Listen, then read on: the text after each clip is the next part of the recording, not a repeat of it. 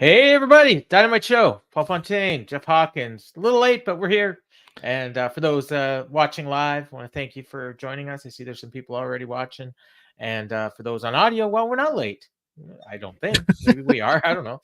But hopefully you're getting this at the time you normally do. And Jeff, I had a night, I will say. It was my granddaughter's first birthday, so we had a You're bunch of people throwing over. parties. You're trying to watch wrestling. Well, I tried to watch wrestling after the party, or kind of during it. And my wife's not thrilled with me, but I did stay till the cake, and I got some nice pictures, and I put them up on my Twitter of my granddaughter smashing her cake. But and then I'm taking my notes as I always do, and I'm like transcribing every word that Wardlow says, and all of a sudden I get this blue screen and it says, "We've encountered an error in your PC and we're working to fix it, and we will restart your computer in 25, 20, 50. I'm like, what? And then it took 20 minutes for my computer to get back up. And when it did, I had missed not too much of my notes. I got most of them. But I didn't transcribe. I had a beautiful transcript. The blue screen of death is why your boy became a Mac guy, and I never thought I would. But yeah, well, I did get I got most of it, and I got no notes on the main event, but I'll just do that from memory. And there was a couple promos in between as well, so we'll do all that. But before we get going on the show, we got some news that I think is actually pretty big news. I do too. You had mentioned this to me, and I didn't know who this person was. Was her name Jen Pepperman? Yes. Yeah. So Jen Pepperman left WWE and was signed by AEW. It was announced earlier today. They sent out a media release, which I didn't get. I get all their media releases. I didn't get this one. Yeah, but, she was at TV. She was at TV tonight. Okay, and she was heavily involved with the women's division over in WWE, from what I understand. Yeah. Very close to she was senior creative at WWE. Okay, and was she in charge of the women's? That's what I'm hearing. I wouldn't say in charge. I mean, heavily involved. I mean, a lot of the good stories that came out of the women's division were her, or at least. Okay. I mean, it's a collaborative thing. She spearheads a lot of it. I saw some people speculating that their women's stories haven't been as good the last couple weeks, and that's probably because she wasn't there. And I think those people are nuts. I wouldn't go that far. Okay. But I mean, she had a lot to do with the Golden Role Models. If you want that, she had a lot to do with Damage Control. Who's the Golden Role Models? Piper and Chelsea? No, that's Bailey and Sasha on there during the pandemic. Was that their name? Yes. Oh, I don't remember it. Okay. Wow. I mean, I remember them as a team. I didn't know. I'm sorry, you were too busy studying ROH history to know. I guess, yeah. WWE. No, I mean, I remember the team very well. I didn't know they had a name. Yeah, number one, what you need to look at when this happens is not only did she wasn't just hired by AEW, she was poached by AEW. I wasn't going to say that, but yeah. I mean, why not? Because that's what it is. And the length of time between her leaving WWE and AEW signing her was about the length of time it took me to do this sentence. Exactly. Yeah. And I don't think Tony Khan necessarily had her number in his Rolodex. Okay, so which means to me, she's a Mercedes whisperer, possibly. I know that there are people probably who have worked with her in WWE that have come to AEW. I have not met anybody in either in the backstage or in talent, in terms of, the few people I know or talk to, et cetera, who have a bad thing to say about her. No, same thing. The people that I talked to in creative loved her. I mean, they did. They thought she. Although I'm sure that's going to change now, because they'll say, there's nobody in AEW that you could say is universally liked. You hear bad things about everybody. Yeah. Here's where I'm gonna. I mean, I was arguing with Rich Craich of the Voices of Wrestling flagship on about this, because he's one of these guys, and it's a perfectly valid viewpoint where it's just like, I just want wrestling on my good wrestling TV show. And And then he kind of pulled an argument from my bag and goes, well, you know, back in the day, those guys didn't need writers, et cetera, et cetera. They didn't need any of this stuff. And I'm just like, and I was praising the move, and I'm just like, look, she knows real television. And I know that, well, I don't want real television. Yes, I didn't mention 3-time Emmy Award winner. Yeah, she's one of the people that they got from the soap opera world when soap opera writers kind of walked out for a while, I think. Yeah. I think that's what happened. But she knows directing. She's a member of the Directors Guild, or she was. She knows writing and she knows acting. So that I'm not saying. And Keith, she's a woman. Yes. Yeah. No, I mean you can't underemphasize that. I sort of do, but that's at my own peril. I get that. Well, I think don't having view, a woman involved in writing women's storylines. I think as a voice, as a voice, it's great. But I'm always like I'm the person who thinks you should be able to write women if you're a man, and if you can't, that's your problem. I'm not saying it's a bad thing. I'm just judging it as I also don't want to short shrift her because she's a woman. I'm not saying a lower bar for her because she's a woman. No, that's not what I'm saying at all. But I know. Okay, and you're right. Like, you should be able to write stories for women, and there are a lot of good writers that do. But I think you need a female voice in the room.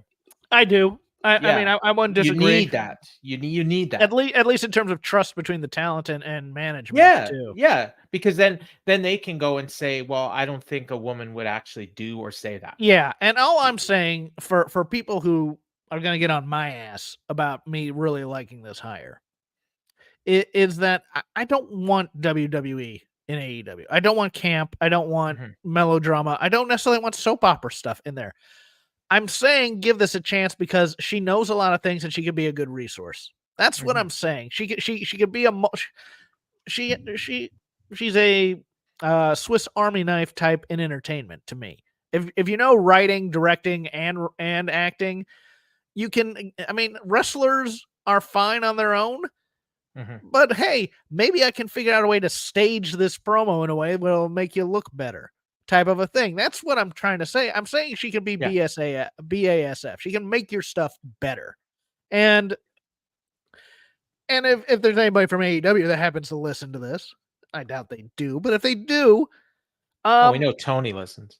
Tear down anybody in the back who you know, that's the thing is also AEW tends to be kind of an art camp type thing where it's like, I know my creative, I'm good, you know, I have the freedom to do what I want to do. I don't want to hear from anybody. I didn't come here to get bossed around like the other. Just keep an open mind. That's all I'm saying here on this hire. I don't know if it's going to be great or not. I think it's definitely was somehow spearheaded by the signing of Mercedes Moné. And then Mercedes was probably the one that slipped the number to Toni.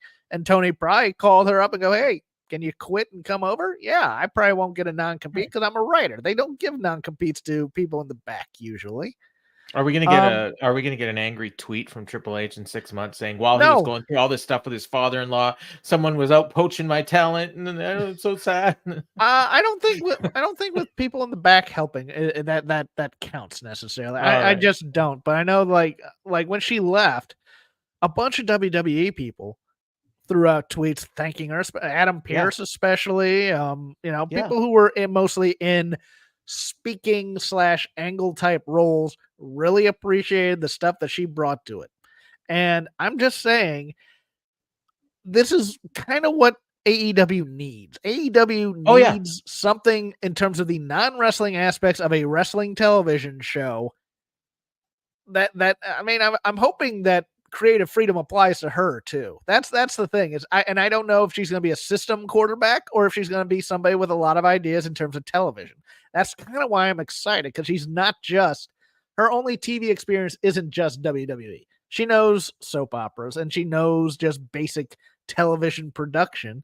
So maybe she can be a great asset to this company. That's all I'm excited about here. But everybody was, I mean, wrestling fans were jumping down my throat because it's like, well, you know, maybe if they can't cut a promo, they're not a good wrestler. And I go, okay, great. So you're saying Kenny Omega's not a good wrestler? It's like, no, I didn't say that. Kazuchika Okada, So there's one other intangible benefit here, and I maybe it's not even intangible, but one of the things we've heard over the last, I don't know, 6 months to a year whenever there was a prominent female that would be, thought to be available, and you would say, okay, where should you go? And the prevailing discourse would be, oh, well, you shouldn't go to AEW because they don't really do women's storylines very well. They only have one women's match a show. It's not the place you want to go if you're a woman. Whereas WWE, the women are all over the show. They've got multiple storylines. They got blah, blah, blah, blah, blah. Well, now you've got a key person that was involved with the women's storylines in WWE over in AEW. And that not just Mercedes, there's going to be other people. There's going to be people in WWE right now whose contracts are going to come up. And now they might think, well, now AEW looks a little bit better, especially given whatever's going to happen in the next 6 months to a year. If things start to change. And we've already seen it. We're getting 2 matches a show. We had 2 women's matches tonight. We're going to have 2 on Saturday. We had 2 last week. So we're already seeing these changes. I truly believe this is a two-way street here. I think this is something where if she comes in with an attitude of, I can help, I can do a lot here, I have a totally clean slate, let's see what kind of ideas I can bring in here versus, hey, what did my old place used to do? And I can do that, blah, blah, blah. And then if AEW looks at her and goes, okay, look at all these things she can do that she's brought from her past. How can we use that properly? Yes. And it's one of those things where, and again, it's, everybody puts these caveats, if used properly. And I will do that here as well. I'm not saying this is a knockdown drag, but I think this is a great hire for them. I think this addresses a huge need for them. And I think that women's division needs all the help it can get. Her official title, I believe, is Vice President in charge of creative content. Yeah, I believe. Yeah. So that's a pretty big title, I think. I mean, they got a lot of VPs and EVPs, but this one sounds like she's right under Toni, I think. Yeah, I think she's gonna. I think she's getting her own fiefdom. I think she's probably gonna be given this women's division to do with what she pleases, and then she can evaluate and whatever. I with some input from probably the key women from others. Madison Rain's probably a voice in the room. I would imagine. If you look at that WWE main roster women's division, it's multifaceted in many ways. You have your comedy people, you have your tough people, you have your stars, you have your people that are coming up, you have your you have people who were under the radar who have become fan favorites because of some of the booking of the women and how they do it, like Liv Morgan. I mean, Piper is getting there, or not Piper, Chelsea is getting there. Chelsea Green is such a great stooge in terms of I mean she's there to get beat and be funny about it, and that's sometimes that's all you need. That's all you need sometimes. And look, you have Bianca, you have Rhea, you have Becky, you have I mean they're in fine Jade shape. Was looking good. Not saying they don't need Bailey, her, but she left them in fine shape. Yeah, she did. Yeah. All right. So let's actually, there's another name that came up to. Well, I don't know. You know what? I'm not even going to talk about this one. Throw it out there. More about it. I'll do it real quick. Sheamus. He's not gone yet. No, but there's talk. Like he sent out a tweet today that got people thinking that he was AEW bound. Someone said, he tweeted out that he misses the days of 5-star bangers, and then someone responded and said, well, I like storylines and reasons for my matches. And then he quote tweeted them and said, go watch a soap opera then. And that was that. And somehow that led people to believe he's going to AEW, which I actually think he might be, but he might. He and Drew are still, I mean, but he's also that was the rumor. Claudio. Yeah. I mean, that's a possibility, but look, cross those bridges when you get to them. Exactly. And that's why I said I wasn't even going to bring it up. Okay. Yeah. So let's get to this show. Let's. Yeah.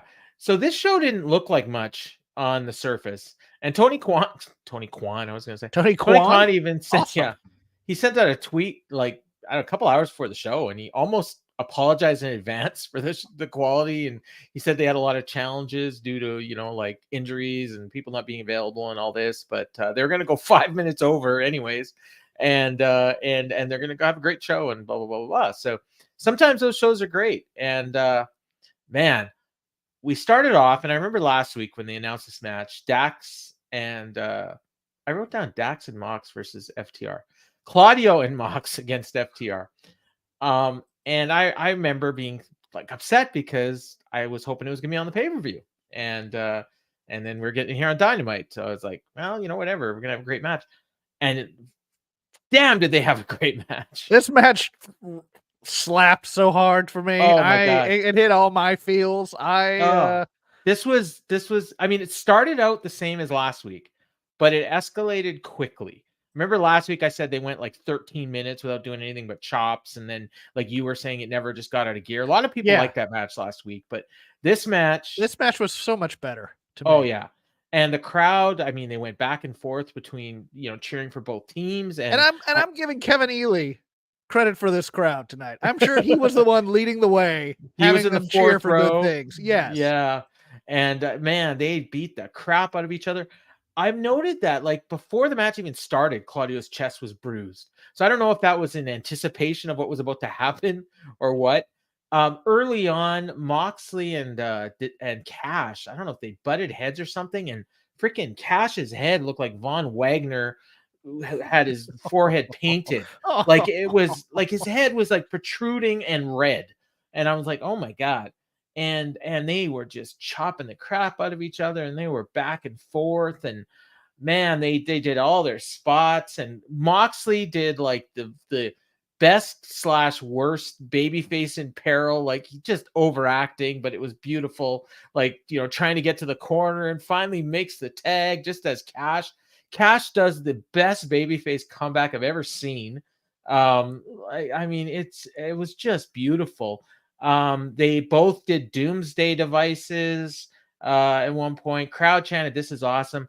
Meanwhile, like this match is just getting going, and all of a sudden Justin Roberts is like, 15 minutes have elapsed, 5 minutes to go. And I'm like, no, I want 20 more minutes of this. I want 30. I tweeted out at this point, like, if they do a best of 99 series, like for the rest of the year, I'll be happy. But they just kept going, and they were at a fast pace this whole match. Like they never slowed down at all. 2 minutes remaining. Cash dove in, broke up something that Claudio or that Mox and Dax were doing. All 4 guys were down. Fans are chanting, "This is awesome." Keep in mind, they had just done a 2-minute break. Mox and Dax get back to their feet. They're trading blows. Dax puts on a sharpshooter. Claudio tried to break it up. Cash grabbed him. Claudio starts kicking Dax while he's holding on the sharpshooter, and Dax is no selling it. Justin does his 1 minute remaining. So Claudio grabs a sharpshooter on Cash. So him and Dax are like standing like right across from each other with sharpshooters on Moxley and Cash Wheeler. And they're like just staring at each other. They start slapping each other. And finally they all get up. Claudio hits a pile driver on Dax. Mox rolled him up. Dax kicked out. Mox put the choke on. Mox gives him a double bird. They go to do the shatter machine. FTR does. And then Dax starts to put on the sharpshooter, and the time runs out. And they just kept going. And it was like neither of them, I don't think they even heard the time counts.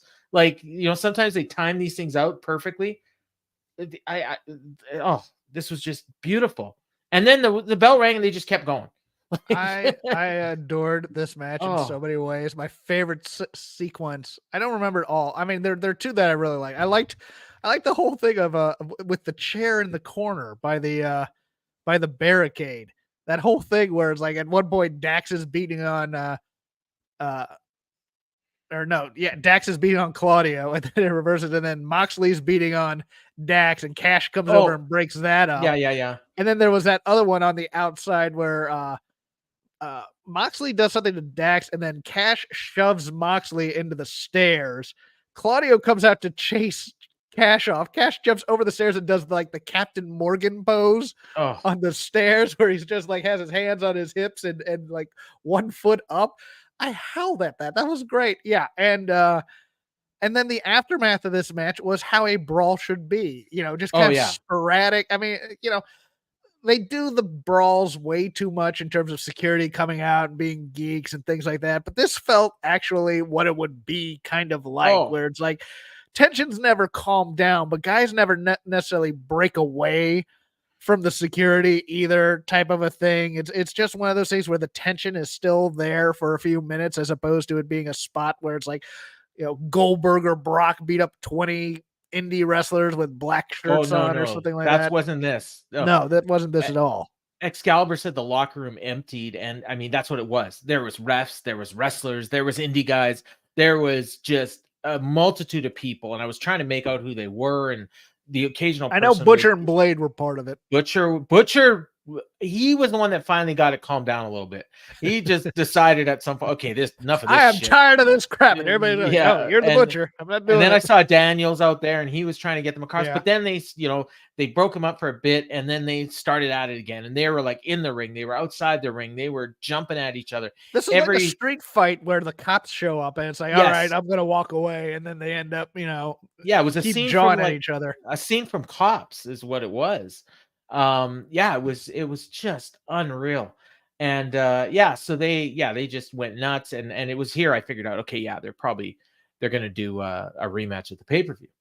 And then of course, like right before they go to commercial, Excalibur says, after the break we're gonna hear from FTR, and I was like, yes, that's awesome. But before we heard from FTR, we get Renee backstage with Orange Cassidy, and she's wearing a white sweater with a rose on it. I always got to write down what she's wearing. And she went over his recent history. She talked about all the different friends of his that have been laid out recently. So now he's by himself. She brought up that he went to England on the weekend. I'm sure everyone's seen that picture of Tony Khan and his girlfriend and Orange Cassidy and who's the other? Darby. We're all at some football game in England. Game, yeah, and everyone but Tony looked like they wished they were anywhere else in the world. But Orange Cassidy also defended his title in Rev Pro, which they mentioned, and later on they would show highlights of it. And she asked if he's medically cleared, and he's like, "Well, that's why I'm here. Doc's gonna let me know whether I'm cleared or not." And Doc's like, "Well, I mean, barely." Doc cuts an Orange Cassidy, bro. I thought he was gonna say whatever. Yeah, so did I. That's what. Yeah, I'm sure that's what he was scripted to say, and he just probably forgot. I think that was the point of the promo. I think the point of the promo was Doc Samson saying things like Orange Cassidy was like, "Yeah, barely." Yeah, and he's like, and then Orange is like, "That's good enough for me," and he walks away, and then Renee's like, "That's insane! How can he do this?" And she was more concerned than Doc. Doc was just like, "Yeah, whatever." All right. Yeah, this is because I guess Trent either has injuries or he couldn't make it. I don't know which. Well, they said that that he wasn't medically cleared. I don't know if that's storyline or truth. It could be either. After, I mean, I'm trying to think of if they had a like what he did last. Like I know that Taven had that crazy match with Orange Cassidy last week, but what did Trent do? Like I don't even remember. Oh, he came out with the pipe. He took the hit at the end of the match. He took the hit. Yeah. So okay, so that's fine. I think it was a storyline, but that's me. I think you're right. I think this is leading to Trent challenging for that title, and I actually think it may eventually lead to Okada challenging for the title. So you think Okada's gonna be with Best Friends? Yeah, I mean he's already aligned with them. Well, we can always get away from the chaos stuff in AEW. Well, they've already kind of used it. Yeah, I know. It's never too late though once you've signed him to your company to actually use him properly, as opposed to being a geek with these geeks. What's wrong? What's distracted you right now? Emily. My wife's like. Do you need to go? Okay. I will let you know. Do I need to pick up notes somewhere?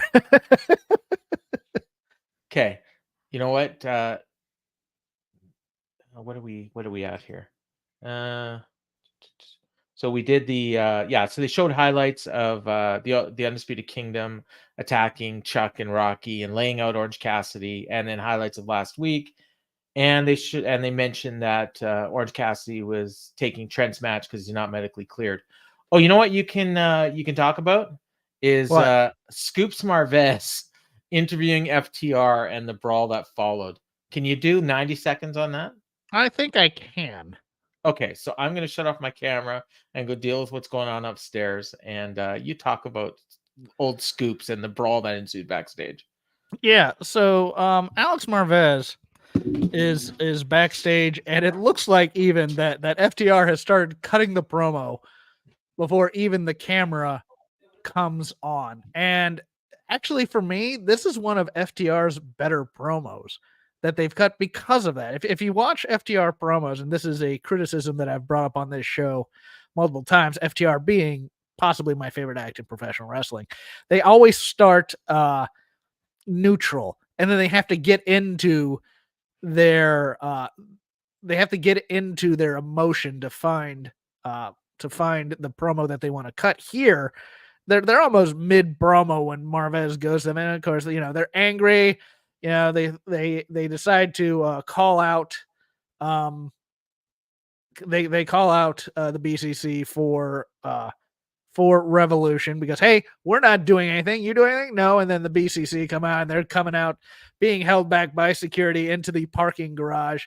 And this all sets up the stage for setting the match for the pay-per-view, but also, oh no, never mind. That's not, I was thinking the Cool Hand Ange promo which is actually set in the same location.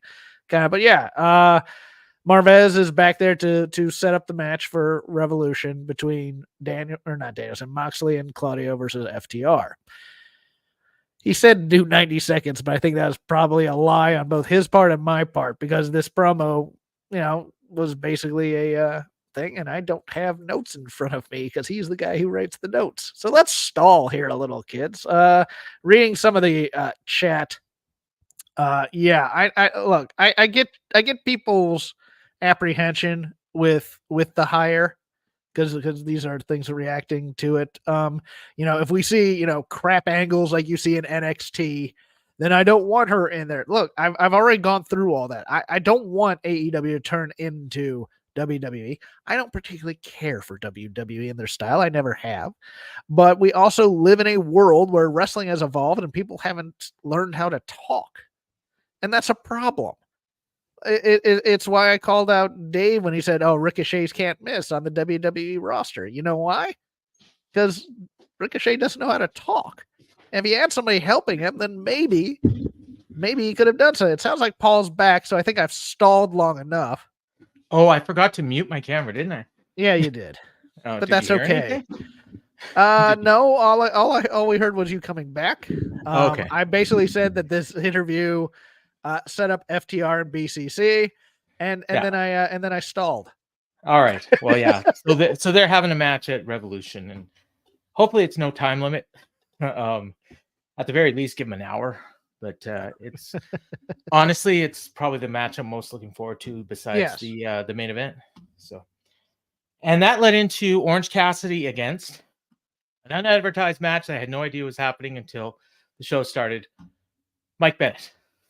And they had a match that was fine. It was maybe even good. The key spots here was I wanted to hear about Mike Bennett's shirt, and then Mike Bennett ended up interrupting them talking about the new shirt on the AEW store to listen to Mike Bennett plug himself on commentary in not a very good way, and then go back to the match. Okay. Well, yeah, he started wrestling in his shirt, then he took it off, then they started talking about the shirt. The Undisputed Kingdom ran down and interfered. Roderick Strong took the ref. Orange Cassidy put his hands in his pockets to taunt, and then that allowed Mike Bennett to give him a dick punch, which Excalibur says that Taz calls the 5-on-2, which 5 knuckles, 2 balls. That's funny. Yeah, it was pretty cute. And they have some pretty good Revolution gear, by the way, on AEW store right now. Oh yeah. Yeah, they have a good. I like that Darby Bucks match or Bucks shirt that they have going on. Darby and Bucks. I mean, it's Darby and Sting versus the Bucks. It's kind of like okay, yeah. Kind of like a boxing poster. Yeah, it's kind of cool. Oh, that sounds good actually. Yeah, this is where Bennett went to do commentary, and then he rolled Orange Cassidy back into the ring, but then Orange Cassidy dove on him when he went back because he had spent too much time. And he dove on him again. Bennett gave him a spine buster into the apron and a Death Valley driver on the floor. That didn't do much because they went back in the ring. Orange Cassidy hit him with Orange Punch. They were going back and forth over a beach breaker, a pile driver. Bennett finally hit the Gotch pile driver for 2. Then he knocked him down with punches, went for the pile driver again, but Orange Cassidy hit the breach break out of nowhere and got the pin. And immediately after the match, Undisputed Kingdom were there and they attacked Taven, Strong. And who should make the save but Jake Hager? Jake Hager. Apparently him and Orange Cassidy are friends. He shows up. He's dressed in beach gear, sunglasses, and they're in Tulsa, Oklahoma. I don't think I mentioned that yet tonight. Hometown pop, obviously. Big time hometown pop. And yeah, he made the save. And whatever, it's whatever. Jake Hager and Orange Cassidy. I mean, it's wacky, but doesn't matter. It's pretty cool. I didn't realize they made a shirt for Butcher and Matt Menard as that one-time tag team. No, they tagged for a while. Magic Meat. Magic Meat. It's on the clear. Butcher's going to be in that meaty, whatever they call it, meaty mayhem or whatever. Yeah, Meat Mayhem. Yeah, he should be. He should be. Lance Art. We'll talk about that later. But I got some names. Maybe they can even bring some people in. Tomohiro Ishii, get him over. Meaty. Well, yeah, he's stocky. I guess he could. Yeah, he can do a meat match. That's for damn sure. We'll talk about he it in a made second. the save. Yes. Laid that the just seems weird to me, though. Is that just like a sudden? I mean, I guess now that the rest of 2.0 are faces, we had to turn Hager face somehow, so that's a way to do it. He's wearing sunglasses like he's giant Orange Cassidy. He might be like Grapefruit Cassidy or something. They could be a hell of a team. Like they really could. Yeah, I don't know if they will be, but no, but he's in great shape for a 40-year-old or however old he is. Yeah. Well, I mean, he's like 32 in wrestler years because he hadn't done anything for the last 10 years. He and Tony Khan informed Excalibur that Jake Hager is facing Roderick Strong on Rampage, so I guess that's why he's there. Okay, so they're gonna beat him on Friday. I'm trying to imagine that match, and all I can think of is probably Wardlow ends up interfering on behalf of Roddy or something. Because Strong, Jake Hager's gonna be in this Meat Mayhem too. I'm sure. I think so. That's probably why he's back. So we go backstage to Remarkable Renee. She was real busy tonight, and she's with Cool Hand Ange. Tonight's the night. He's going on a date with Ruby. And you know what I can see though during this promo is I can see everybody going, "That's the WWE chick doing this." Who? Oh, yeah, Peppermint. Except that was her contribution, wasn't it? I know. Been going on for months. I know, but nobody watches Rampage. So, that's true. And so they're going on a date tonight on Wednesday when they couldn't. The one night of a week they work and they're going on a date. They couldn't have booked Tuesday, Thursday. No. And then so she shows up. She's wearing a purple and black dress. I'm sure Taz was calling for copyright infringement, although he didn't mention it. I was kind of disappointed in that. Why? Taz was orange and black. Oh, yeah, you're right. What?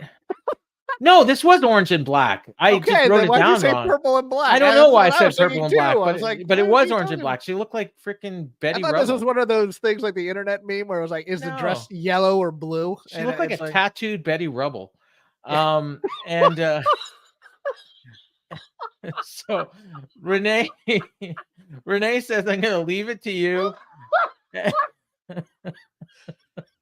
You like that, eh? Oh, yes, that's a 5-star line.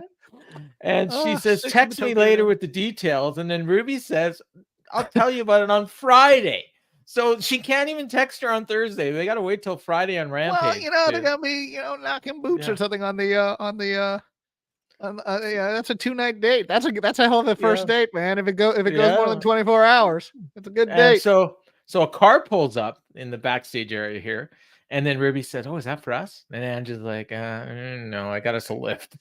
Taz, lift. What a cheapskate! I howled at that. Well, what do you think he's making? There was probably surge pricing going on if they were at the arena. Probably, yeah. It's probably more expensive than he thinks. So yeah. So they take forever to show who's going to be getting out of this limo. I'm like, who's it going to be? Mercedes, Okada, Will Ospreay. I thought it was the Bucks, and then I saw, dress shoes and no socks, which is the status symbol of the douchebag. Yeah. And it's Ric Flair. So yeah, you're right. It was a douchebag. You know what? To that note, last Wednesday would make sense because it's Valentine's Day. They may have taped this last week and just not had time for it. So they brought Ric Flair to wherever the hell they were last week, but they only aired it this Who week. knows? Yeah. Well, the Bucks, I think the Bucks had the same facial hair they had last. No, they had the soul patch last week. This week they were back to the clean shaven, the goatee. Oh, goatee. Yeah. Okay. Yeah. So, this was live, or at least that part of it, anyways. So yeah, they do Ric Flair, and then there's a mixed reaction from the crowd. Although I thought they were booing, but they might have been saying woo. I'm not sure. They're wooing, I think. Okay. But I didn't know saying booing on my TV. It sounded like cheers and wooing. Okay, so it's probably, I did write down that it might have been wooing. But and I'm like, oh my God, they're gonna give him a live mic. And we didn't get that, but they go to break, they come back, and Renee stops him in the hallway. So over the whole commercial break, he's walked about 10 steps. And she tells him March 3rd is around the corner. And she asked him for thoughts on Sting's last match, and he's all somber, and he says, I'm going to be honest with you. I'm disappointed. I thought I'd be a bigger part of the picture. I'm not upset at Sting. Here I thought he was going to say he was upset at Tony Khan. But he says, no, I'm upset I'm not more involved. I should be right in the middle of everything, and I haven't been here. And between you and I'm exploring some options. And then he wanders to this room that's labeled like, I don't know what it was labeled, but it sure as hell wasn't Young Bucks locker room. And somehow he knew it was the Young Bucks locker room. And he knocks on the door, and they answer, and he says, we got to talk. And they're like, all right, come in. You're not doing this justice, because Ric Flair used to be one of the greatest promos in professional wrestling. Oh, I gave it way too much emotion. Yeah. Oh yeah, this is and way too much diction as well. Yeah. That's that. I'm not part of this anymore. Translation: I'm gonna be in Greensboro, and I'm turning on Sting. Well, no. Because I think I know how this goes. Oh. He's going to pretend like he's going to turn on Sting, and then he's not going to turn on Sting. It's going to all be a ruse by Sting and Flair so he can get the pop in Greensboro, and I think he gets double super kicked for the heat. That's possible, and maybe even probable, but I think it's more likely that he turns on Sting, but it backfires. In Greensboro, you think they're gonna let Flair be the heel? I mean, I get it. I get the thought. No, he's gonna try to do something to Sting, I think they're gonna and then he's gonna end up hitting the Bucks. I think they're gonna tease it. Yeah, they could. I mean, and then the Bucks might turn on him anyways after. So, he's basically a man without a home, and then Sting makes a save for him because he's Sting. Like, I don't know. You might be right. It might be like something. I don't know, but yeah, he wants a Greensboro pop, and so he's gonna. I don't know how he's pitching it, whether he's gonna be heel or face, but he's gonna get it. So. By the end of this night, I'm 100% convinced that there's no way Sting is losing that match. I had never thought he would, anyways, but I figured he probably wanted to. But there's no way. I guarantee you that if you're betting on this match, you're a degenerate. But bet on Sting. All in. Don't bet on pro wrestling.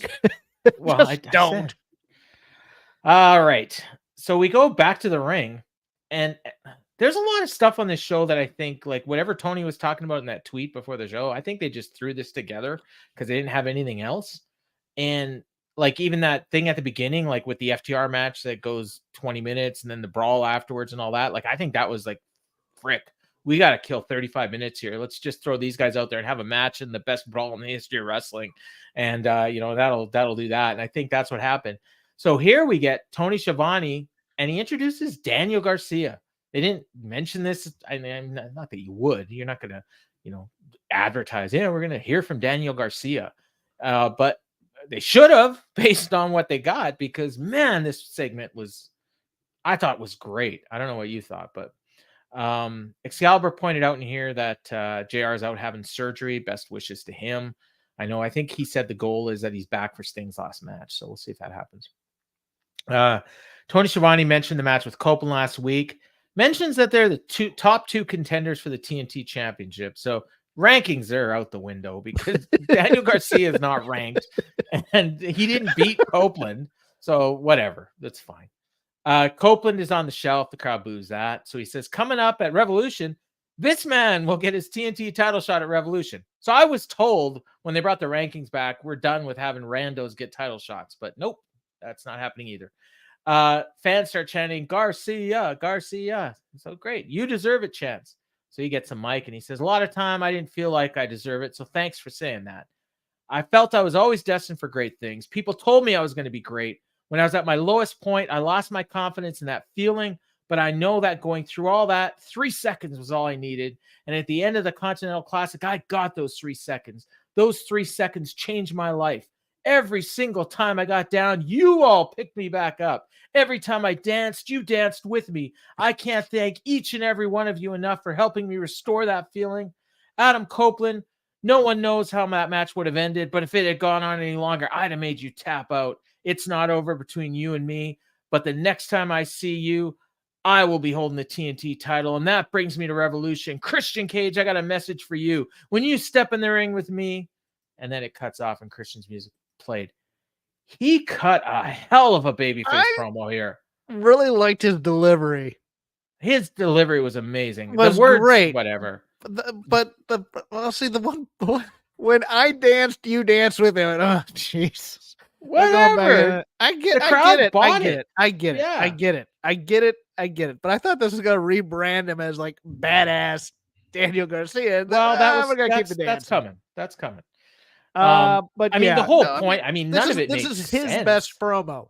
This was his best promo of his life, I think, by miles. I mean, I did not think he was capable of this.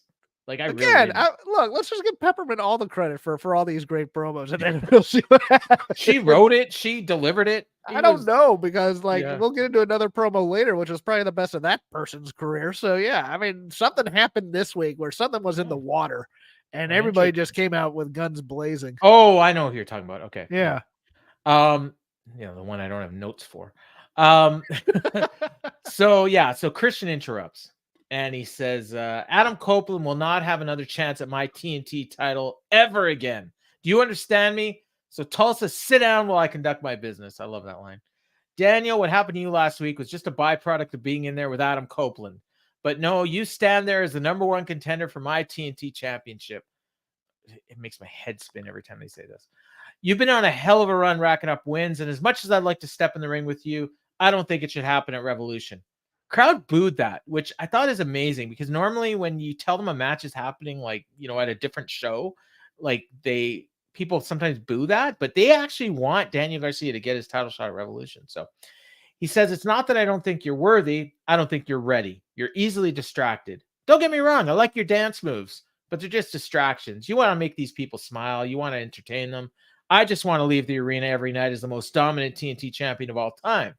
But we both know why you're the way you are, Daniel. I know something these people don't know. The fans start chanting, you suck, because they know exactly what's coming. And he says, you got a pretty dark childhood, don't you, Daniel? And they keep focusing on Daniel. He's getting he knows where this is going, and he's not happy. He says, you didn't have many happy memories, did you?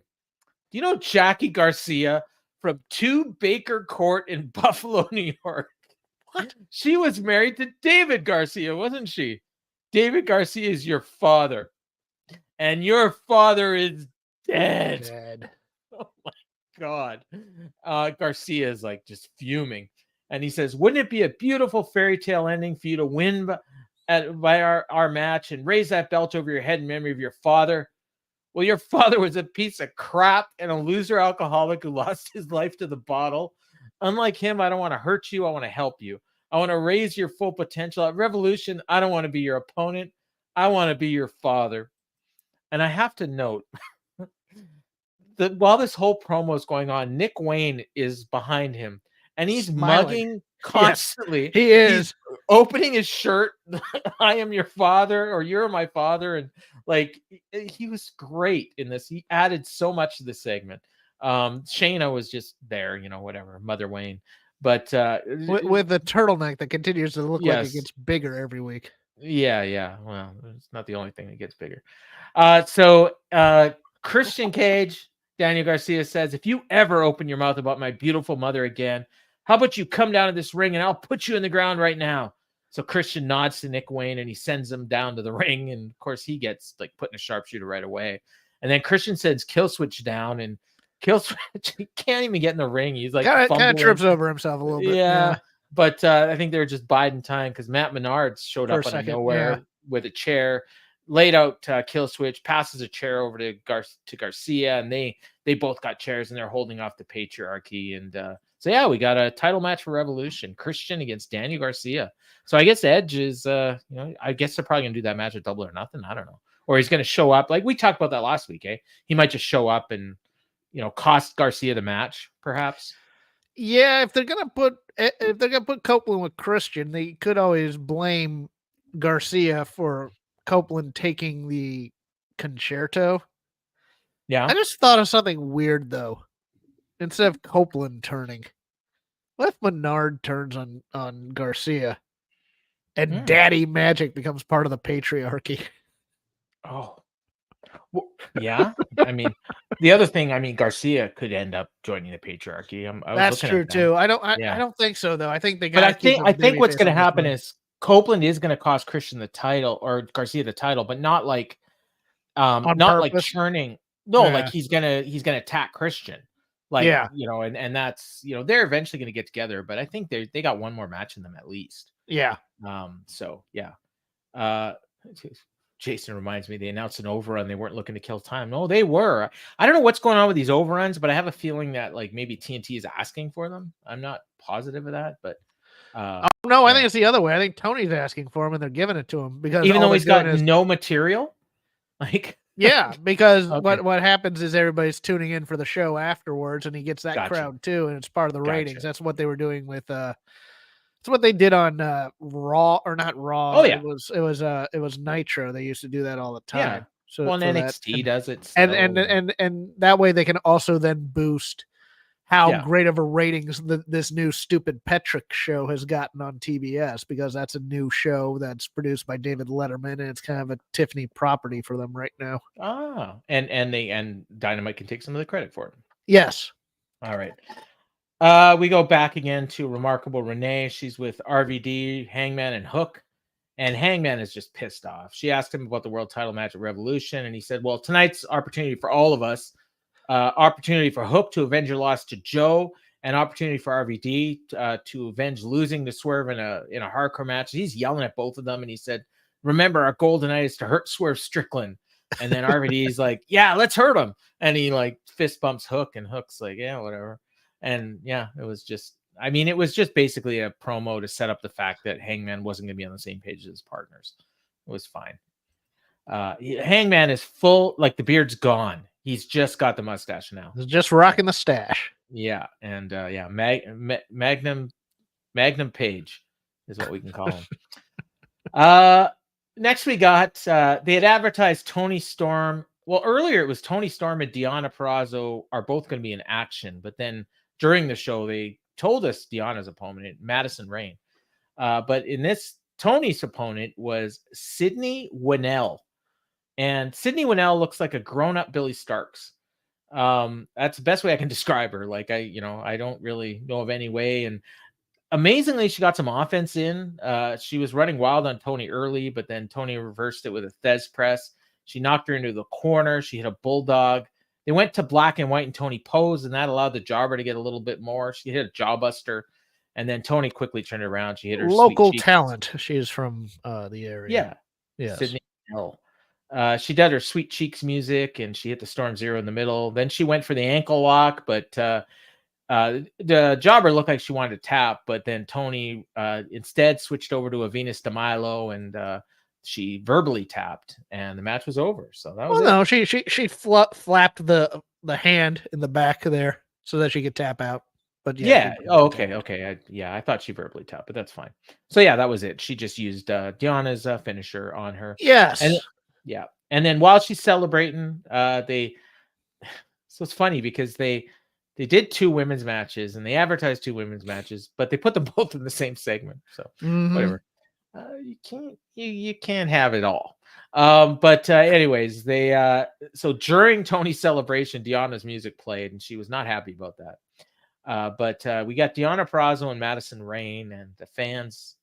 We'll have to ask Kevin, but I have a feeling that him and the rest of the 2,100 people in the building decided to go for It's time to get snacks during this match. Yeah. Yep. So, and they went a while. I mean, it wasn't super long, probably like 6 minutes or something, but they went through a commercial. They were dressed like partners. Did you notice that? Like they looked like partners. Yeah. It was not exactly. Well, the story that they were telling during commentary, if you remember, is that Rain trained Purrazzo, or was her partner or something like that at one time? I forget what it was. Mentor. She did a hell of a job because Deonna is a lot better than she is. Yes. Look, that happens with some teachers. True. Yeah. Daniel Bryan and The Miz. You're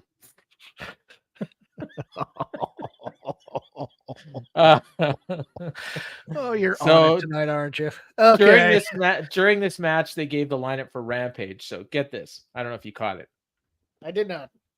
Okay, so I will preface this by saying this is every episode of Rampage that's ever happened. Well, let's see. Are the best friends on it? No. Okay, so then it's not every episode of Rampage. So, we got Mariah May against Anna Jay. So Anna Jay, she lost to our friend the Queen Almanada. She's losing again this week. Kind of here for that match. That Queen Almanada Anna Jay match wasn't that was bad. A good match. That was a good match. Yeah. Queen finally got a win, and she's all elite. So we won't be seeing her again anytime soon. Nope. Now go to Ring of Honor. There you go. Yeah. The Jacksons will be in action, of course, Matthew and Nicholas. We will hear from Sammy Guevara after his, what did they call it? His dream match over Jeff Hardy. Their words, not mine. Roderick Strong wasn't so much of a dream for Jeff Hardy, but that's okay. Not really. He's got some answering to do. Roderick Strong against Jake Hager, as we had mentioned earlier. A trios three-way. Private Party and Matt Sydal. All right. Against that's Penta. Rampage. Yeah. Penta, Commander, and Brian Keith. That's Rampage. What? And Andretti and Top Flight. Penta. Yeah. Commander. And Black Commander. Because Commander's the new Phoenix until Phoenix comes back. Yes. And Brian Keith. Yes, Black Commander. Well, Brian Keith could be hiding south of the border because a bounty went wrong. And he teams up with a couple of... Okay, never mind. Who's the third team again? You got the pesos, I got the pistols. No. Let's not turn this into a musical. What's the third team? Action Andretti and Top Flight. Oh, good God. That's Rampage. That's the most rampagey rampage of That's rampages. exactly what I tweeted. The most rampagiest rampage that there's ever been. Yes. Yeah. So back to the match. Rain landed funny. Ref thought she was out. Deonna put on the ankle lock for the win. 2.25 stars. Yeah. This and then Toni Storm gets a beat down on her, which is slightly strange given that Toni Storm's there's no way in hell Toni Storm is losing that match. No, because they're saving that belt for Mercedes. So yeah, she comes out for the post-match attack. She throws a shoe into the ring. Deonna fought her off, but then Mariah May distracted, and that allowed Toni to get the ankle lock on. And I guess she calls it the break a leg. Obviously, Wait, are you saying that Mercedes isn't taking the Julia Hart title and we're gonna just bypass Mariah May's fantastic rise to the women's championship? Mariah May's done. I'm sorry to break it to you. She hasn't even done anything. That's the thing. I know, but she's done. So the ref's trying to get Luther to break it up for some reason. So Tony's got this ankle lock on forever. And remember earlier in the night when the BCC and FTR were we had security and everybody coming all the way down. They don't care. Nobody. They don't care about this. Nobody. Well, they were tired. Person. The ref, though, was trying to get Luther to break it up. Like, Luther, her body man or whatever the hell he is. Butler? Yeah. He's trying to get him to break it up, but he won't. He's like, no, I'm not breaking it up. And then eventually she just finally gives it up. And then she's in the corner. Baffling to me, though. I mean, I'm still baffled. And Jason kind of gets to it too. It's like, why are we making Deonna look this weak going into a match based on a feud where she has looked weak almost every week? They did the same thing with Abaddon and Julia Hart. It's friggin' it's malpractice is what it is. Yeah, I mean, Deonna's going to be ROH bound. She's within set up days. to fail, is what she is. She might even be in that. Although now she might, now that Tony's listening to this, might make her win and just to screw everybody up and go, wait, what? Well, I told you, yeah. So then she's after she finally decides to give up the ankle lock, she goes over into the ropes and she starts smearing lipstick all over her face. I have no idea why. Can you explain? So she's crazy. Okay, that's the only explanation I had, but I didn't think it was much of an explanation. And then Deonna was like almost crying, and I don't know if she's selling or if her foot was really hurt. Yeah, she is. She's trying to take off her boot because it's swelling, which is a mistake. You're not supposed to do that when something swells. You're supposed to keep it on for a while because otherwise it'll blow up like a balloon. So you figure she was just selling. So that's if she was just selling, that was good because I was actually concerned for her. So that's good work by her. I think it was selling the ankle lock. So I'd heard they'd put up graphics all night. We will hear from Sting and Darby. We will hear from Sting and Darby. So I'm like, great. You know what? Kevin gets to hear Sting live. I saw that. I don't think that means what you think it means. I did. Paul. Because I was behind on the show, so I thought, he's gonna come out like Daniel Garcia did, and I hope Kevin's really mad at you because of this. By the way, yeah, sorry, Kevin. It was a tape promo. It was a great tape promo, though. Oh, it was. But and we probably honestly found out why he's not there and why he wasn't there last week. Yes. So Darby says, when you're close to the end, you look back at your life, the fame, the spotlight, the material objects we coveted. Well, we've been looking at old photos, and Sting, can I show these old photos? And I guess Sting told him he could. So he shows the camera a photo of Sting and his sons, Garrett and Steven. And this looks like it's 1990? Like, I don't know how old those kids are, but they're very young. And he says, looks like an indie show. This was during might have been TNA. This was Wolfpack Sting. Oh, okay, so like 96 and the hair. And he was with one of those grandmothers that loves pro wrestling. And so these kids are like, probably 6, or maybe 8. his mom. It might have been his mom with grandma there. So yeah. So he says, Sting's children here, Garrett and Steven, they're about the same age as your kids are right now. And this man's flesh and blood, and the only thing that matters to him is family. And then onto the screen comes Sting. And he says, you hit the nail on the head, Darby. Family is all that matters. It struck a nerve with me. All my years in professional wrestling, no one has ever messed with my flesh and blood till you. Bucks. The way he said Bucks. Yeah. Lots going on in my personal life. The Bucks. And only 7 days ago, another family member of mine, my father, passed away. Christians, like alarm bells. Yeah, that was a joke I made too. Like, you remember the original thought of having Sting face Christian at Greensboro? Yeah. I was thinking about that. If Sting's dad had died a month ago, they would have changed this. Yes. He said, he says, he was like a hero to me. He taught me right. He makes me think a lot about my own mortality. I used to think I was so invincible. Sometimes I still feel that way. Time catches up with everyone. Cut with me for sure. I know that truly I'm not invincible. But one thing I do know, everything that I have left in me, I'm bringing to Revolution. It's going to meet you face to face. You Bucks. You have a fight on your hands. The fight of your life. Scene ends. Freaking beautiful. This might have been Sting's best promo ever, too. Oh, I gotta be honest with you. I've watched a lot of Sting promos. The TNA ones were entertaining. Main Event Mafia Sting was kind of awesome. Surfer Sting never had a great promo necessarily. Reflective old gunfighter Sting. This was like John Wayne this is John Wayne in the This is John Wayne in the Shootist. Yes, where he's the dying gunfighter, and he's like, he's like giving his final words and stuff like that. Yeah, I Rocky Balboa and the last Rocky, this is the Wild Bunch going into their final Final Doom type of a thing. I really and the way I like said it, like, I mean, the crowd, like, I was wondering if they even had the crowd volume on, but then they reacted at the end. So this crowd was silent through this whole promo because they were hanging on every single word he said. I was watching his eyes because his eyes were meeting everybody. Because I mean, this is one of those promos directly in the camera. Again, you're connecting with your audience. It connected with me.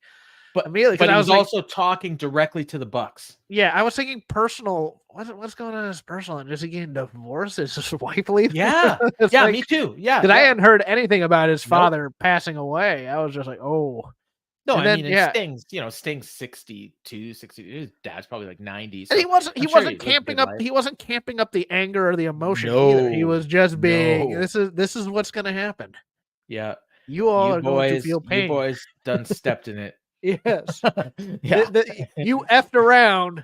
Now you're gonna find out. Yeah. Yeah. You played the band. Now you got to pay the piper. Whatever the old sayings are. Every one of them applies. Yes. And it was when he was done. Like, they can't. Like, he has to win. Like, I mean, he can't lose. I don't know. Unless it's a catastrophic event in which they've decided Darby is going to be a heel now. He can't lose. But if Darby's going to be a heel, if he turns on Sting in Greensboro, he's going to be the hottest heel in this damn company. Oh, what, Darby? Yes. Oh my God, no. Darby's got to be the new Sting. I'm laying that out there. Okay. Okay. But it was also weird that Darby's kind of talking like he's at the end of his career too. I think he is. Not by choice. Well, I mean, he's going to climb Mount Everest. Put it this way. I would put the over-under on Darby Allin matches after Revolution. I mean, definitely under 50. Maybe under 20. Yeah, I know, but I mean, he was talking the same way Sting, as if he had been in the business for like 40 years. Yeah, that's true. Because he's like the end of your road. And like, you what? look back how are you, 25? Yeah. Yeah, Jason points out he guess this is why Darby cut the political promo, but it would have been easier. Well, yeah, it would have been easier not cut the promo. You know what would have been easier? Did you watch Rampage? He's gonna kill him just for Darby to say, "Look, you made me bleed all over you. I'm gonna kill you next week." That's all he had to say last week. Well, yeah, but did you watch Rampage? No. Okay, they aired a video package and a tape promo from Darby that was everything he should have said in last week's promo. Oh, except Rampage had a third of the audience. It was on Friday afternoon during the before the All-Star game. It was perfect. All they had to do was air that promo last week instead of what they actually aired. Worth seeking out? Good or just not really? Good. I mean, it's exactly what you would expect. All right. But I mean, it was exactly. I mean, it was almost word for word what you just said. All right. Yeah, you're walking around with. I mean, this is the promo. This is, if I'm scripting Darby, you jackasses are walking around with my blood on those pretty white suits. Well, on March 3rd in Greensboro, that's going to be your blood. And that's good. That's a good line. You think that you're getting your hands on these belts? I will die before I let you get your hands on these belts. And that's what I'll do. And then you air a video package of Darby flying all over the place. Yeah. Like, that's fantastic. Yes, that's everything I've ever wanted. Go ahead. It is on AEW social media. So you can watch it. It's like 3 minutes long. Yeah. All right. So this is where my notes went away. I have things to do.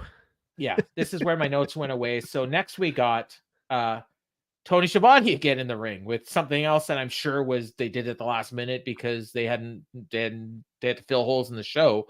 And it was freaking great. Kind of. Toni Schiavone introduced Wardlow, and he comes out. He's pissed off. He's walking well. Yeah. Oh, yeah. That's the thing I was looking at. I was trying to see, is his no leg brace, no nothing. Didn't see a brace under his pants or anything. No. So he comes out there. He threatens Toni Schiavone. Toni leaves. He said, 2 years ago, thousands of people were chanting my name in a matter that hasn't been seen in decades. And the rocket was strapped to my back, but it was put on upside down. And I've been screwed time and time again. And you'd think that the one homegrown megastar would have been champion a long time ago, but I've never received a title shot. Something these people in the back should be thrown in jail and arrested for. It's like, maybe not the time to be talking about that. But he brought up the best in the world and the real world champion. So I don't know. Did he have a match with Punk that I'm forgetting about? Because he was talking about Punk a lot and talking about MJF. But he's not going to be facing either of those. Then he says, finally, there's Samoa Joe, and I choked you out, and I took that TNT title from you last week, and those suits and shiny titles will look better on me than you. I'm the uncrowned world champion, and I'm the king of AEW, and it's about time I started eating like one. And if anyone wants to get in my way, this is no longer wrestling. This is war. And that was that. And I'm like wondering, okay, that was all great, fine and dandy, but what the hell are they building to? And then Excalibur mentioned he's going to be in something. I think this was the exact words. He's going to be in something called Meat Mayhem. Is that the name? Yes, I think so. Okay. Meat Mayhem, which I didn't know, like the way he described it, I thought it was just going to be like a match, like with Wardlow and like maybe a mystery opponent or something. But no, and then because then later someone else was talking about, Callis said that Hobbs is going to be in Meat Mayhem. So I think it's just going to be a bunch of meaty men slapping meat. It is. It's a Hoss match. It's a Hoss Battle Royal, I believe. Is that what it is? Okay. I think so. Yeah, I'm here for that. In fact, I think I tweeted that exact word out. I'm here for Meat Mayhem. That should be fun. Who do you think we get in there? Miro, right? If he's available. Yeah, hold on. I was looking something up, and yeah. Oh, it's Meat Madness. I'm sorry to take off on March Punk Madness. and Wardlow had a match in December of 2022 on Dynamite. Oh, okay. Did Punk win? Yes. Okay, but not before Wardlow beat the crap out of him. You know what? I remember that. Let's see. You could have. Let's see. Okay, you'll have maybe Rusev or whatever he's being called now. Miro. Yeah. Jake Hager. Blade or not the Blade, the Butcher. Jake Blade Hager. Too. Maybe Takeshita. Maybe I don't know. No. They would have said that in there. No, Takeshi's facing Ospreay, but Hobbs is in it. They said Hobbs is in it. JD Drake. JD Drake, Bear Country. What do you mean? Or whatever they're called now, Iron Savages. Yeah. Yeah. Boulder and Bronson. Satnam could be in it. Yeah. Satnam. Maybe they get one guy. You know who's gonna freaking win this thing? Very meaty, very evil. Yeah, put Danhausen in this thing. No, I mean Wardlow's got to win it. I think. Yeah, I mean you'd always put a small guy with a scale on there. I think Ishii could be in this thing. That'd be fun. Ishii, yeah, yeah. I mean, it's hopefully they bring in a few people. Who's that guy? Hechicero. Oh, Nick Camarado could be in this. Oh yeah, he's been out of the witness protection program. Pretty much. Yeah. There's a few others that we're probably forgetting, but they got some meaty men. Billy Gunn. No. Okay. maybe this is where Sheamus debuts. That'd be fun.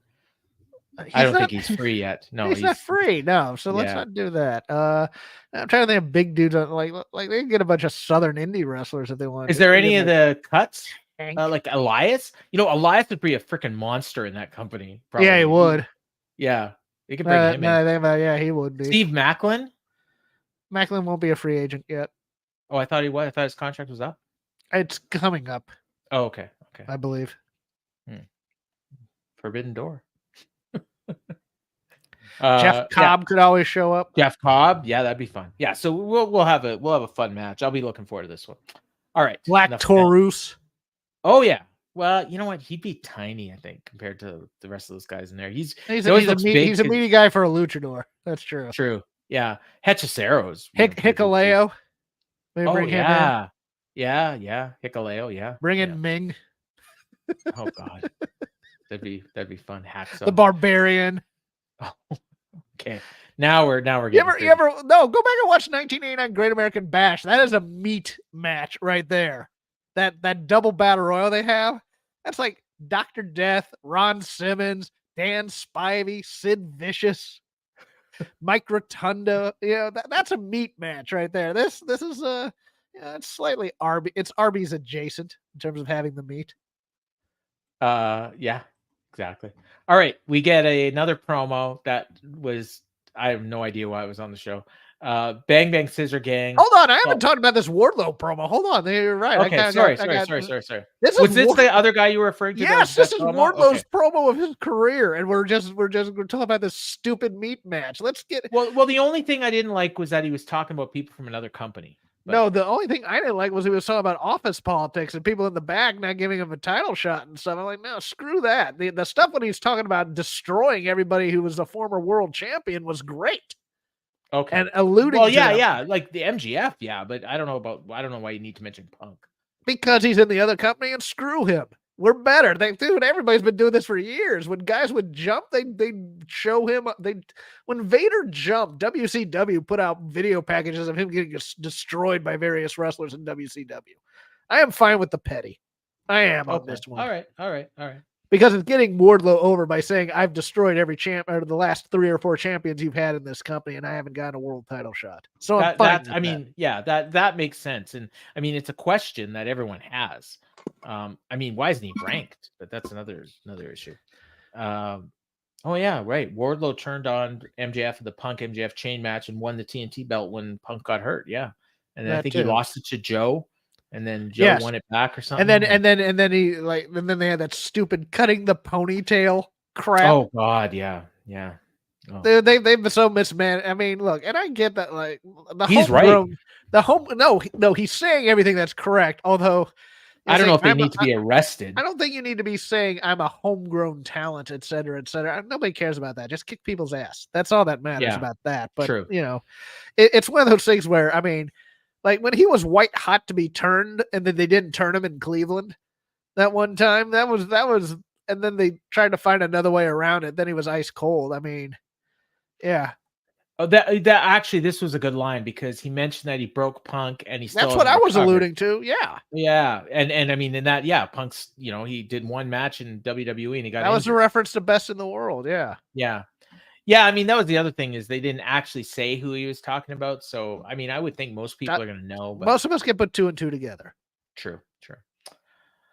This promo from the Bang Bang Scissor Gang, I don't know that we need to. Or it sucked. Let's move on. Dave Meltzer calls it the Bang Bang Scissors Gang. That's a lot. He said that like 4 times. So they're setting up a match, I think on Collision. Basically, Jay White's upset that the Gunn brothers want to team with their dad.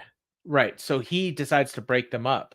So it's going to be Austin, Daddy Ass, and himself as the Collision Cowboys this Saturday in 6-man action. So Anthony Bowen says it doesn't matter the combo. Everyone loves the Acclaim, Bang Bang. Boy, the Acclaimed ever since having that one great match. They are cold. Yes. They are cold. And Caster tweeted because they're not good as baby faces. I'm going to tell you that right now. They're much better heels. On Rampage, I guess during the tapings, he cut a promo where he mentioned NDAs and they edited it off the show, and he wasn't happy about that. Yes. All right. Renee Paquette backstage with the Don Callis family asked Callis if he's given any more thoughts on the match between Will Ospreay and Konosuke Takeshita. He says, it's going to help us big time. Win or lose, the best wrestlers in the world will still be part of the family. And you'll notice that Will Ospreay did his farewell match in the UK, and Tony Khan didn't bring him back to the United States because he's waiting. I'm going to send the Callis family jet, and I'm going to bring him back to the States for Revolution. And he says, Sammy Guevara, you cuck. He says, Will Hobbs is going to have some words for you on Rampage, and then he's going to enter this meat madness. That was that. So the way he said cuck was something else. Yeah. I mean, I thought he was going to say the other C word the way he said it. I think that was the point. But, no, I mean, look, Callis is still great. It's just he's so delusional though, because Will's like he does this edgy stuff to be edgy, and it's like it's fine. I like Callis, the Callis family jet, which made me laugh in many ways. Yeah, but it is. I mean, it is kind of funny because I'm sure Ospreay didn't come back because they did mention that Ospreay is going to be on Dynamite next week. So I guess Callis is going to England to get him. Or it'd be funny if Callis was in England on Wednesday, and Osprey's already here. You know, and they go to like I went to pick you up. Where were you? And then turns on him. Yeah, that could be good. All right. Where are we here? Sorry, because I didn't have my notes. I'm faking it very well. Main event. Oh. By the way, we got a message. I actually confirmed.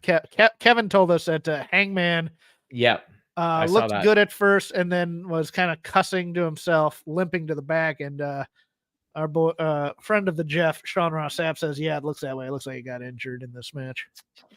So could be problems for Evolution. I guess could be a one-on-one.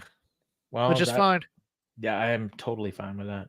Although that's the thing might ruin the plan, but yeah, because I don't think they want to pin Swerve right now, and I don't think they want to take the belt off Joe. So Hangman was kind of who's ranked number 3?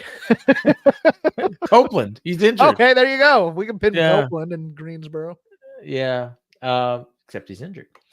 All right. So they, as I mentioned earlier, I think I mentioned this earlier, they went through 2 commercial one last match for Sting, and he enters himself in the heavyweight title, wins with the title.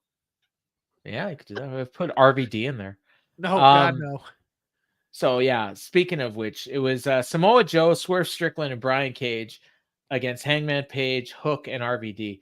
And I spent way too long before Dynamite even started arguing with people on X about how this match totally makes sense, and I'm not paying attention to the show and all this stuff. And it's like, okay, I understand that these people all have loose alliances, but I also understand that there's no need to have Rob Van Dam involved in your world title angle.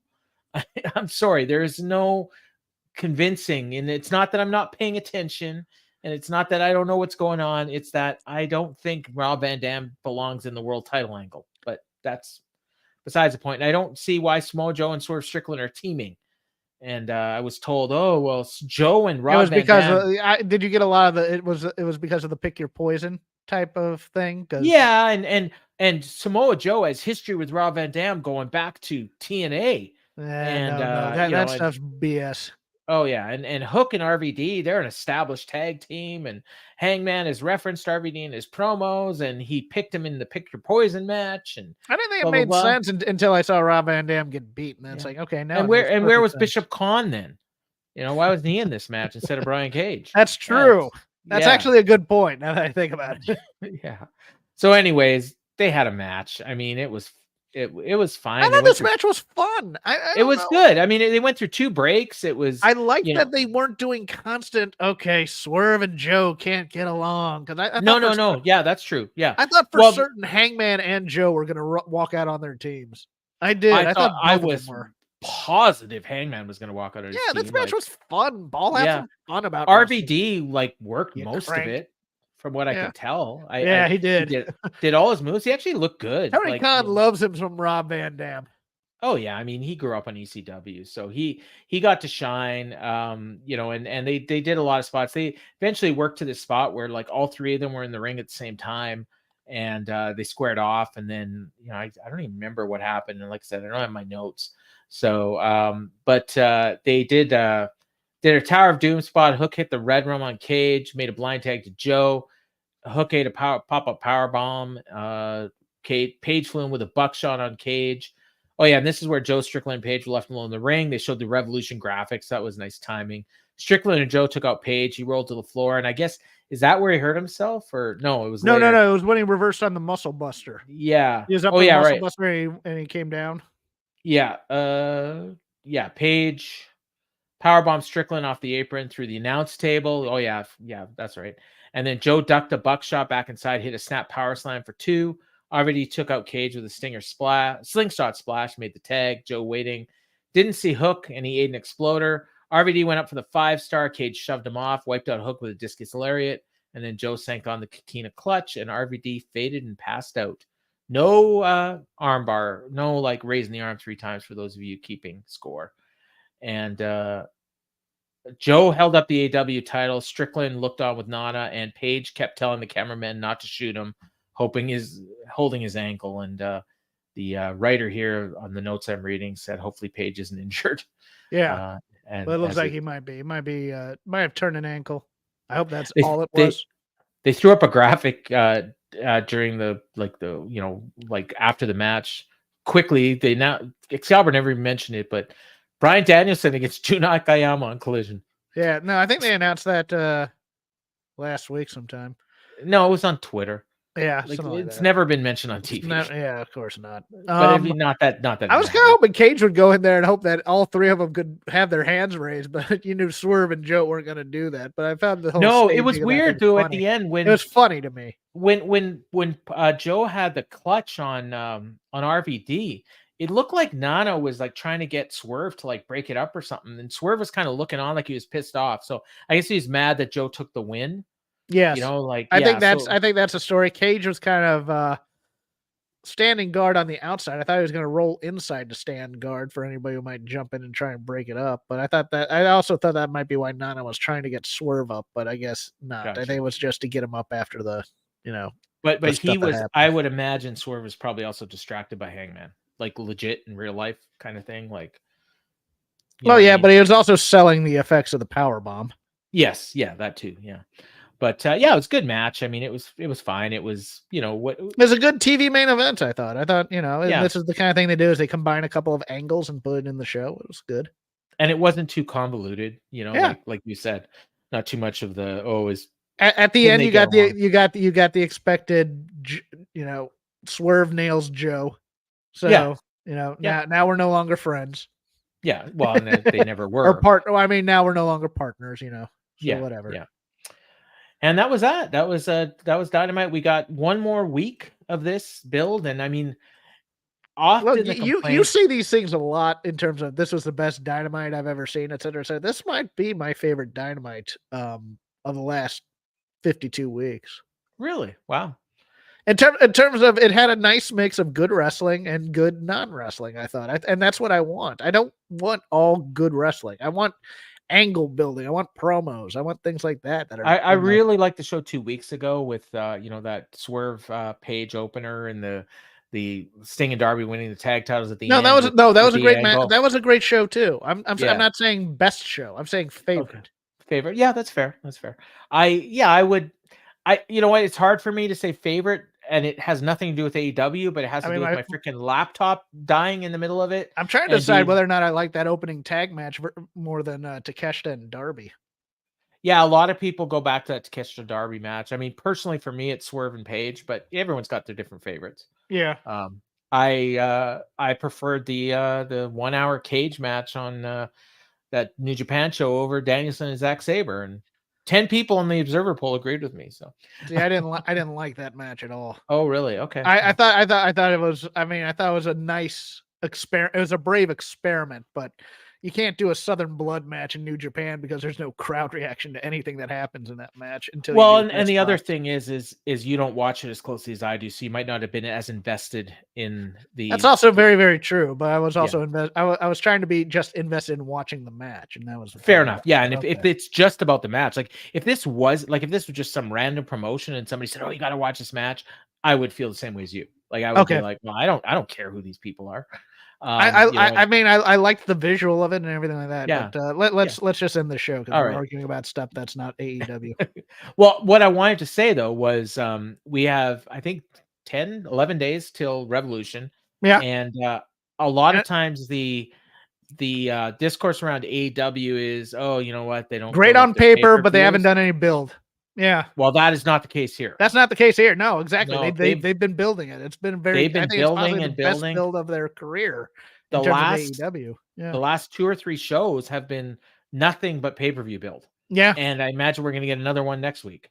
And it's made me more excited for the pay-per-view, to be honest with you. And then and then right after the pay-per-view, we got Big Business. We're going to have a new set. Are we? Yeah. Did you not see that? I did not. Tony Khan tweeted out a poem on Unlike Valentine's Tony, Day. I'm not on friggin' Okay, so Twitter I don't all day. have it in front of me, but I'm going to try to do this from memory. Roses are red.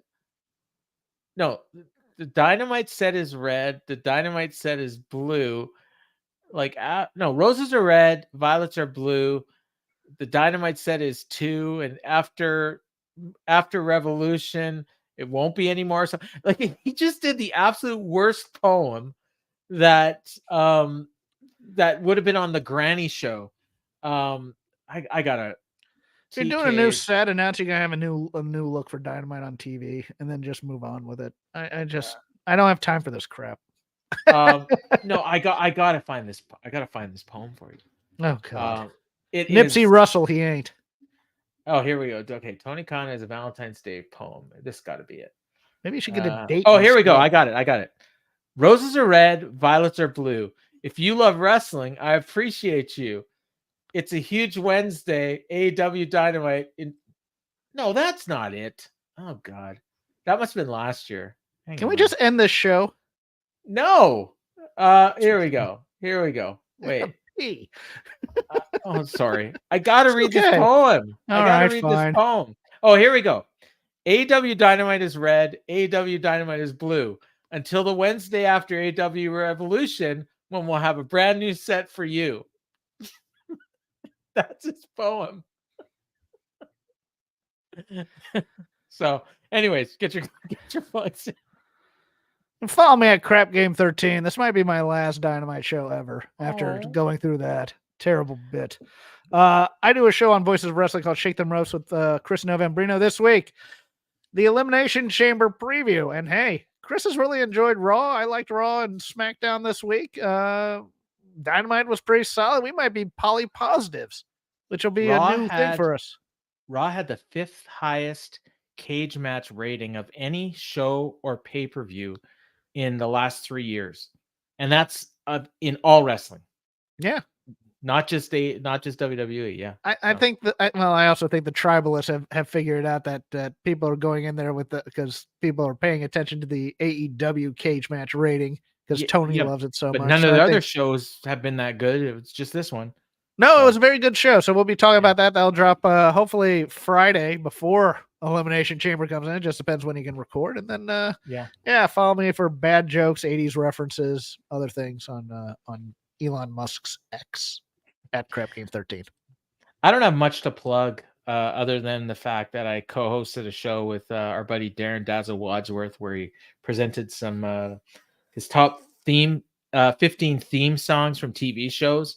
So I put that up on my Facebook. You can check that out. And also tune into Rampage and find out about the date between Cool Hand Ange and Tattooed Betty Rebel. So for Jeff Hawkins, I've been Paul Fontaine, and this has been the Dynamite Show.